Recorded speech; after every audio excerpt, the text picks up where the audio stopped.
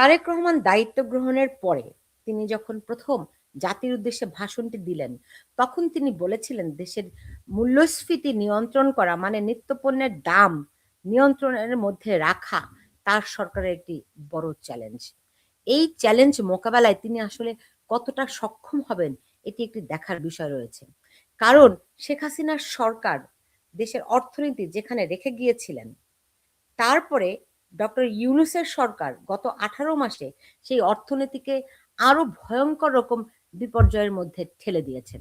সেই বিপর্যয়ের কারণে দেশের অর্থনীতি এখন তারেক রহমানের সামনে সবচেয়ে বড় চ্যালেঞ্জ হয়ে দাঁড়াবে। কেন? আমি সেই জিনিসটা একটু ব্যাখ্যা করার চেষ্টা করছি। শেখ হাসিনা সরকারের পতনের পর দেশে উচ্চ মূল্যস্ফীতি, নিত্যপণ্যের লাগামহীন দাম, ডলার সংকট, বিদেশি ঋণ, অর্থ পাচারে দেশের অর্থনীতির ক্ষতি করে দিয়ে গেছে অন্তর্বর্তীকালীন সরকার। আমি আবারও বলছি, এটি পুরোটাই একটা অন্তর্বর্তীকালীন যে ডক্টর ইউনূসের সরকার, তিনি ভয়ঙ্কর রকম একটা ক্ষত সৃষ্টি করে রেখেছেন। সেই ক্ষত তারেক রহমানের কাঁধের উপর এসে পড়েছে।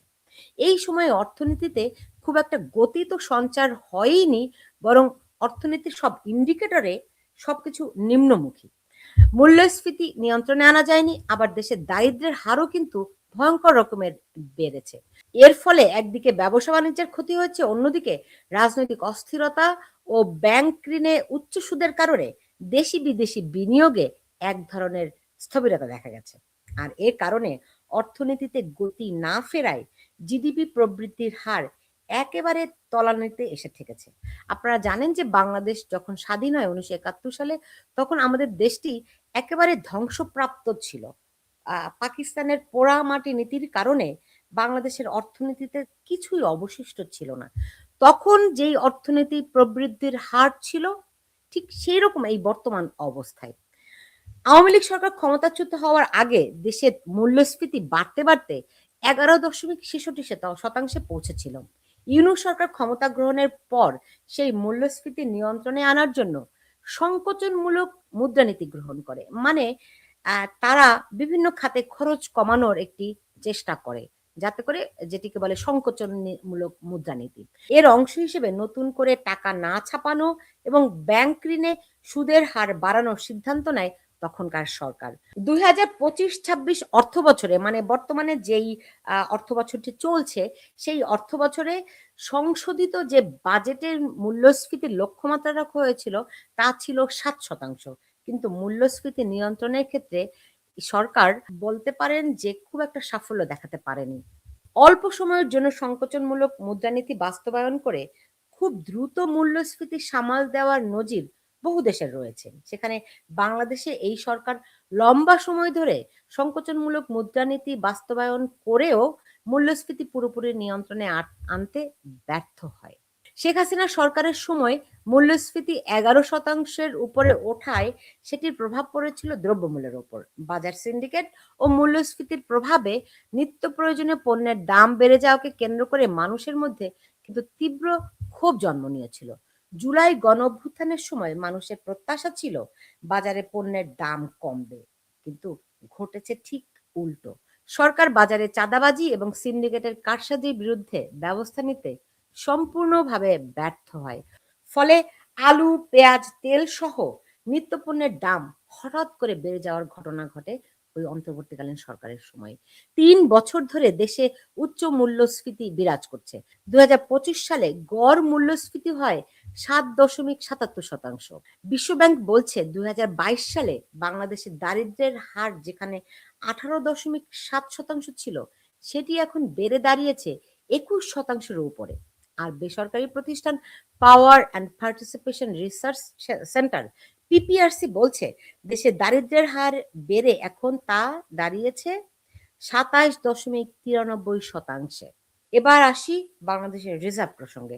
2024 সালের 5ই আগস্ট শেখ হাসিনা যখন ভারতে চলে যান, তখন বাংলাদেশের রিজার্ভের পরিমাণ ছিল 15 বিলিয়ন মার্কিন ডলার এবং গত 1.5 বছরে সেটি 32 বিলিয়ন ডলার ছাড়িয়েছে বলে সম্প্রতি জানিয়েছে বাংলাদেশ ব্যাংক।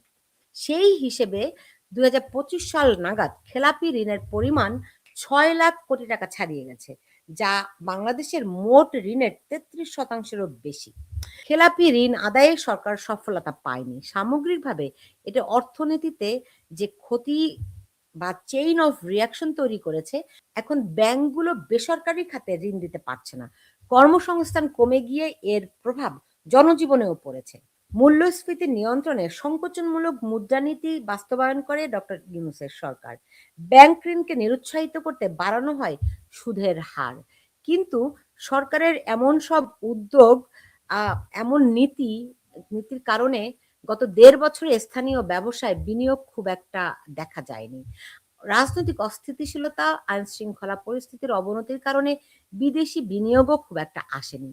বিনিয়োগ সম্মেলন করেও সরকার দেশি বিদেশি বিনিয়োগকারীদের আকৃষ্ট করতে পারেনি। যার ফলে অর্থনীতিতে গতি আসেনি। ২০২৪ সালের যে শ্রমশক্তি জরিপ, সেখানে বেকারত্বের পরিমাণ কমে আসতে দেখা যাচ্ছিল। কিন্তু বিনিয়োগ বৃদ্ধি না পাওয়ায় ২০২৫ সালে নতুন কর্মসংস্থান সৃষ্টি হয়নি। ফলে বেকারত্ব বেড়েছে, যার নেতিবাচক প্রভাব পড়েছে অর্থনীতিতে। এরকম একটি অবস্থায় তারেক রহমান যে অর্থনীতির বোঝা কাঁধে নিয়েছেন, সেটি তিনি কতখানি সামাল দিতে পারেন, এটি একটি দেখার বিষয় হয়ে উঠবে।